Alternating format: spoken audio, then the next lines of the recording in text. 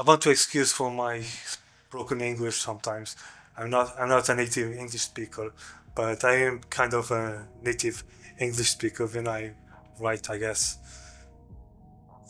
So please forgive my for my broken English, for my stuttering and lisp. Let's go on with the video. Hello everyone and welcome. So I'm mostly stoic when it comes to my pain and suffering, but the burden sometimes is too heavy to carry and I just have to let it out a bit. I know it sounds weird and cliche, but it feels like there's this demon that is living inside my core and is ready to break free, but just can't. I've been crying a lot while writing the script for this video. When people talk about depression and then just, for example, point at me, I immediately get this feeling, and I don't have to explain what it is. I want to remind you that this video will go over topics about politics, death, self-harm, and sexuality. If these topics trigger you or just can't keep an open mind about it, then please click off the video. I'll give you 3 seconds. Enjoy the video. I've been feeling depression since I was 13. I was sexually assaulted and abused when I was 8 by one of my dad's friends. When I moved to another country that spoke a language that I could not speak, I had to leave all my friends behind. I was a pretty chatty kid and I never had any problems meeting new people and make new friends. It was difficult to do that once I was in a foreign country. I've been, of course, taking lessons for the native language. I don't know why, but I was angrier in those times, which is unnatural for me. I guess it's because I was missing my friends, or because it was a different culture, or maybe I just could not stand out, or perhaps all three. I honestly don't know. My sibling never let me express myself, whether was it the way I dress, the way I talk, and so on. I could not be myself. I could not do things that I liked. They forced their views into me.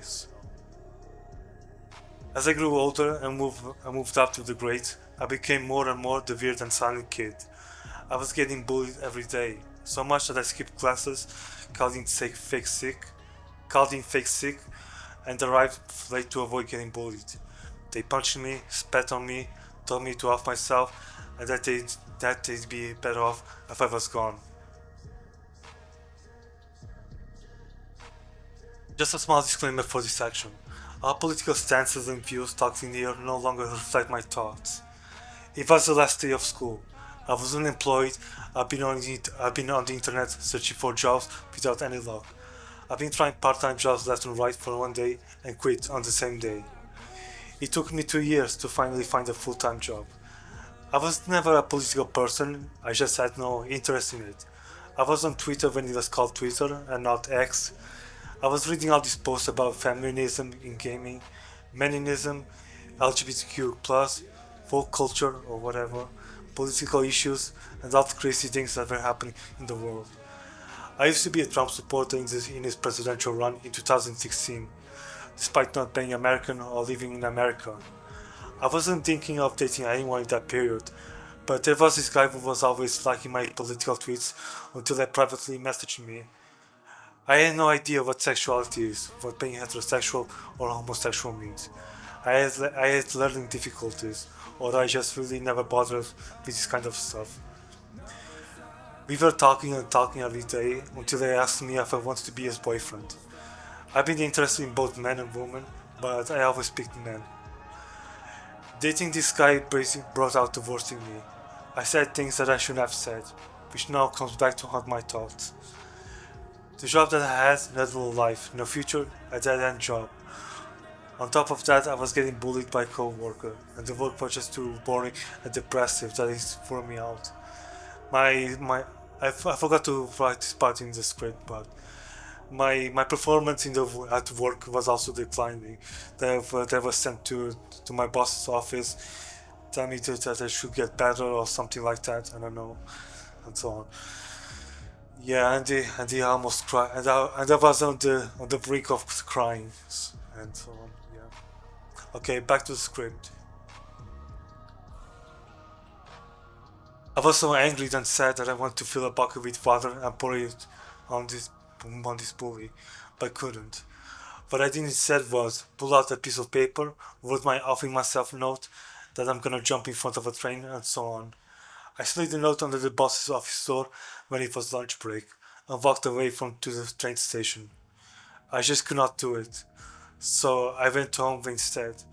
When I arrived in my bedroom, I sat on my bed and broke up with my boyfriend, telling him that he deserves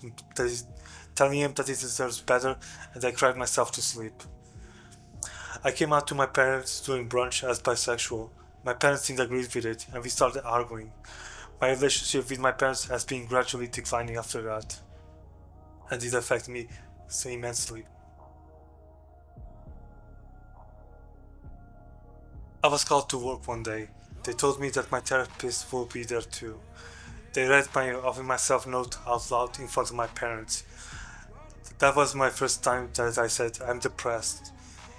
It took courage to say that, because I don't know why, it's just too difficult to say it, as crazy as it sounds. After the meeting, we went home and I stuck myself into my bedroom for days, weeks, and months.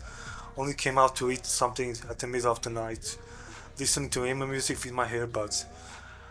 I used to cut my arm and wrist with a glass shard of my broken phone. I remember being sent to a psych ward when I went too far with my therapist with my words. I broke the furniture in my room in the first day that they had to call the police to escort me to the pillow room. The therapy session in the psych ward were an absolute joke, but it did not involve talking to a professional about problems. I resided in the psych ward for 4 to 6 months. When I finally got home, I wrote another offering myself note and I started taking pills with alcohol. No results, I only got sick and a stomach ache.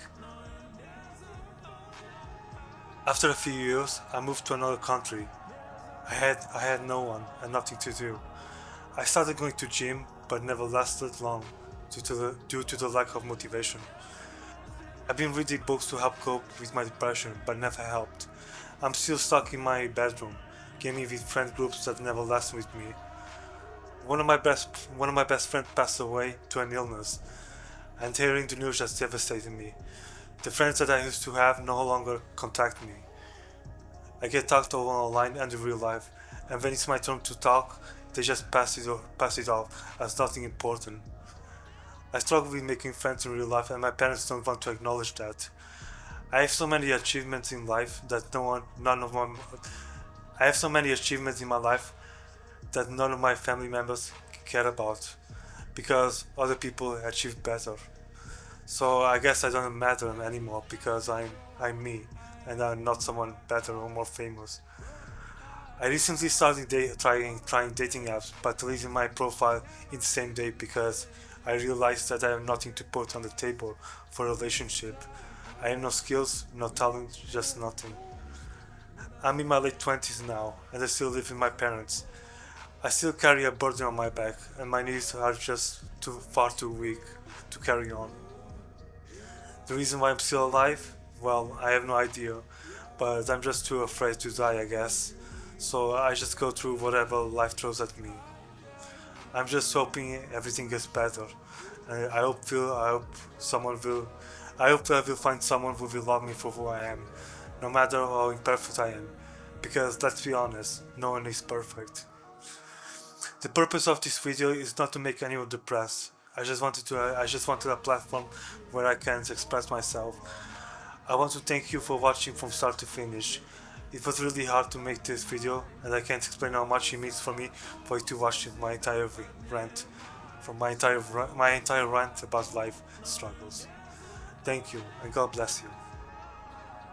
By the way, just to end this video, I just want to say that I still have so much to say, but I just couldn't bring up the words. So, but still, it's too much. So, but thank you guys for watching the video.